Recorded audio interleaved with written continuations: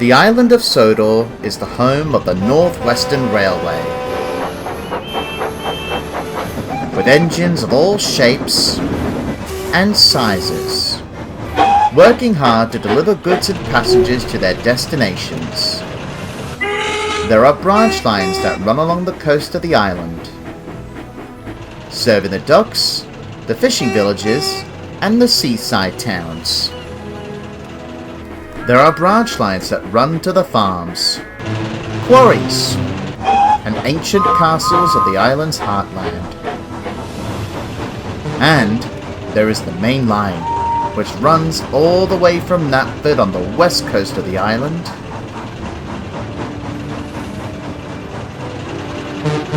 to Vickerstown in the east. The line continues over the Vickerstown Bridge, where it connects to the mainland beyond.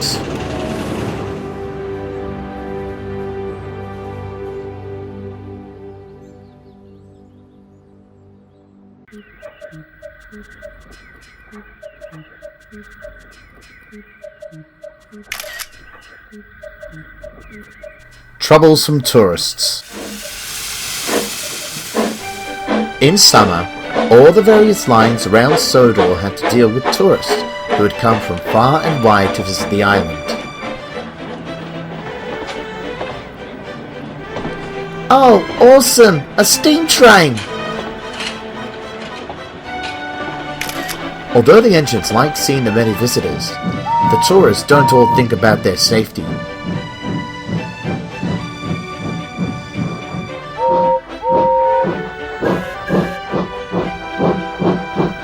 One morning, Sir Handel shunted his first train of the day into the station. He could see Duncan parked on a loop siding, taking on water. "Oh, thank goodness I'm not taking the first train," he sighed. "Why?" asked Sir Handel. "The summer season always brings out the worst in some passengers. They do that selfie thing my driver told me about. He said it makes them careless." "Well, you won't see that with me." "Oh, honey, take a picture of me with this cute little train." "Train? The coaches that I'm pulling are a train. I'm an engine," fumed Sir Handel. But the tourist ignored his protest, and she climbed onto Sir Handel's running board. "Oh, excuse me," he said, offended. But the two people were laughing after the photographs were taken.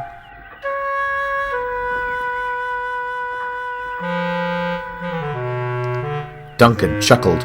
"Come back on your way, Sir Handel."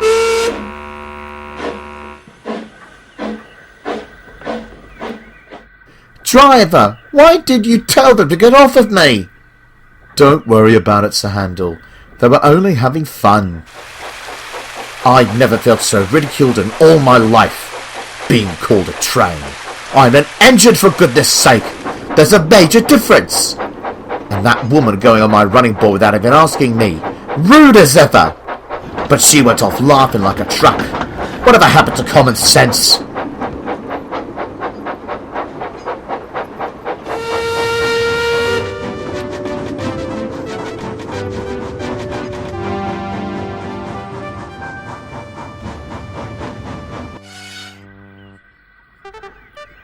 "Josh, can you get a picture of me with this engine?"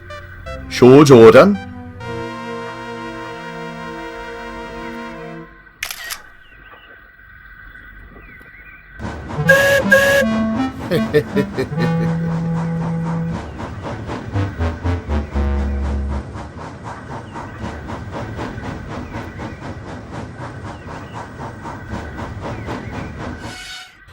"What's so funny, Peter Sam?"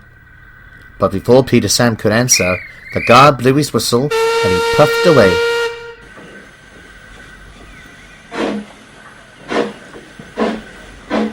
"Sorry, Sir Handel.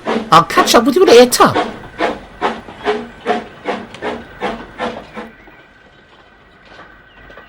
But it was only after the engine settled down at the sheds that night that Sir Handel could finally get an answer from Peter Sam. "What were you laughing about at the middle station today, Peter Sam?" "Oh, just a couple taking a picture near my running board." "Did they ask permission?" "Not really." "So you just let those tourists treat you with disrespect?" You're a steam engine. One would think you exhibit more dignity than that. Oh, come on now, Sir Handel. Where's the harm in having a bit of fun? I'll tell you where the harm is. What if one of them got hurt from climbing on us? We're supposed to be a functional railway, not one of those kiddie rides that my driver saw Blackpool. But not all tourists are like that. Many of them do follow the rules and are quite polite to us engines. See, this is your problem, Sir Handel.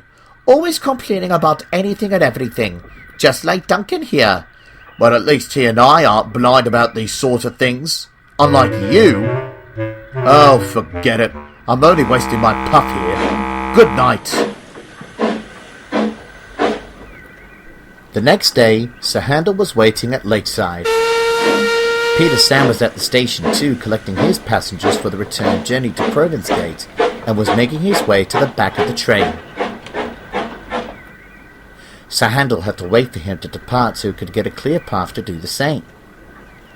While he was waiting, he saw more tourists walking up towards him, and they started to take pictures of him with their phones, cameras, and tablets. Some clambered all over him. Sir Handel was still cross, but his driver said, "Like I said yesterday, boy, they're only having fun. They may be having a good time, but what about me?" he huffed. "These tourists have no respect for an engine's feelings." He then saw another tourist walk curiously towards the lever for the points. He wiggled one backwards and forwards. "Oi!" shouted Sir Handel. But the man wasn't listening. He wiggled the levers again and again, until he finally squeezed the handle and pulled it with all his might. At that moment, Peter Sam reappeared, approaching his train at fast pace. Sir Handel then noticed that the points were set against him. "Peter Sam! Stop! Stop!" But it was too late.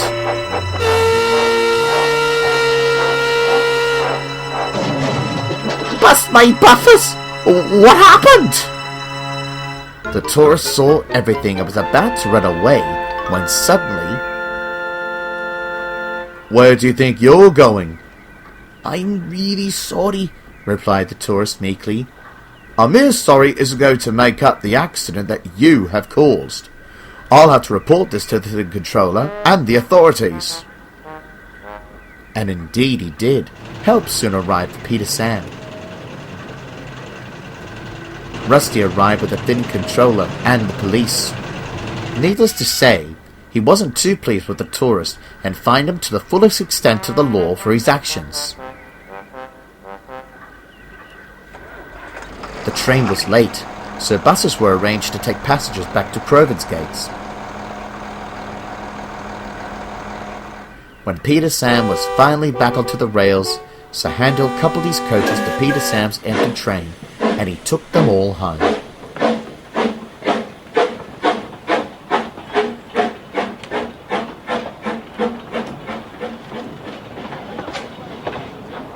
The two engines were quiet for much of the journey.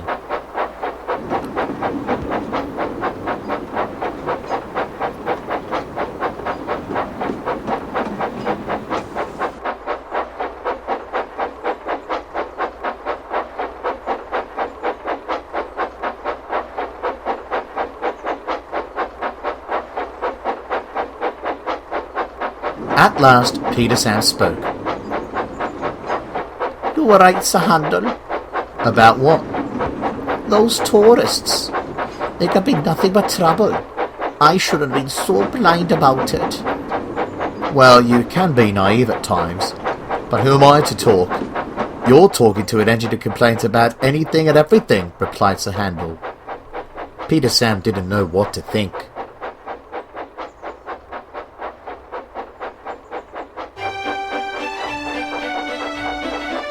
You're right, though, that there are some tourists that follow our rules and care about their own safety. I've seen some on my way over to Lakeside, and they were polite too. This young lady and her friend asked me if it was okay to stand on my running board, and I approved of it. With what just happened, it may have knocked me about, but it might have knocked some common sense and manners into the rest of them. I think they may finally understand their engine's feelings after all, Sir Handel?